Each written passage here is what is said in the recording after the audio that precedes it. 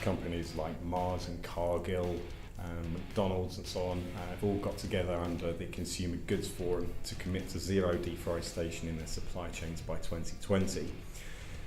Of course, whenever you make a big commitment like that, you need to have some system of monitoring your impact on the environment, and that's where we feel we can come in as a company.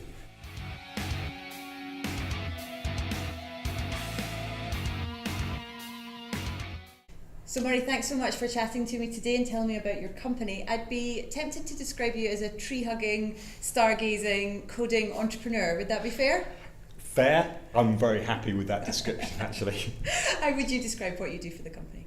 Space Intelligence is a business intelligence company. So we apply machine learning, artificial intelligence, and our own algorithms to big data from space to answer questions about environmental management. Everybody's consuming products which have an impact on the environment. So if you consume a chocolate bar, for instance, it's probable that it's got some palm oil in it, and palm oil is one of the major drivers of deforestation. By applying our own algorithms to these large volumes of satellite data now available, we can monitor within a given area what the changes are in forest extent and also forest quality, which we're addressing at the moment.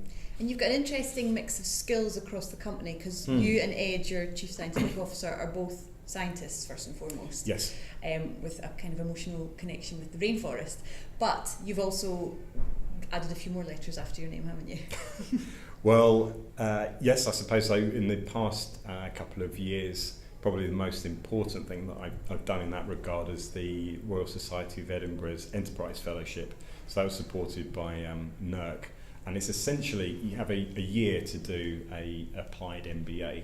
So the Entrepreneur Business School provides the training for that, and they will go through the fundamentals of starting up a company. I'm used to sort of measuring trees and writing code to analyse satellite data, so it's all very new to me, but it's been utterly invaluable. More recently, I've taken part in the Converge Challenge, which is a business competition you may have heard of, and that's been absolutely brilliant in terms of providing additional business training. I guess bigger picture is that it's a brilliant place to do something like this, translate academic expertise into a corporate setting, just because there's such a big network effect here in the city. There's a good community for it. Amazing community for it. And I think, I haven't done it elsewhere, but my suspicion is that if I was doing it somewhere without this network of support, then we wouldn't have got to this point. You've got people who are experts in all aspects of running a business. So it just accelerates the whole process. It accelerates the whole process. And you know what's really, really important as well is just having experts as a sounding board. It's utterly invaluable. But when you come up with something which is entirely new to you, so talking to investors and so on, dealing with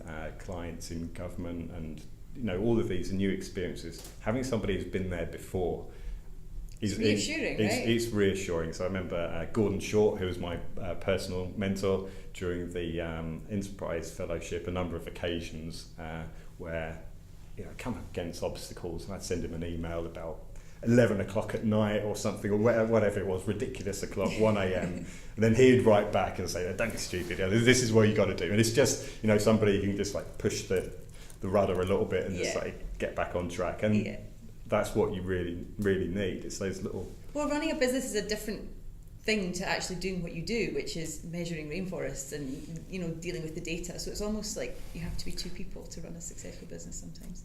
I wouldn't say two. At the moment, probably about 5. Okay, fair enough. We'd be more accurate, and I haven't spoken to anybody who's been through this process who says you should expect anything other than that. You said one of the characteristics was a tree hugger, and that's actually literally true. So I've measured thousands of trees. From that perspective, it was an incredible experience where every day we would see gorillas, chimpanzees, elephants, so pretty much the Attenborough experience of what a rainforest could be like, without the impact of humanity on it. So yes, do have an emotional perspective on this. However, what we provide through the company is really, I'd say, cold, sort of objective science. We're delivering results for people who are trying to make decisions about land management.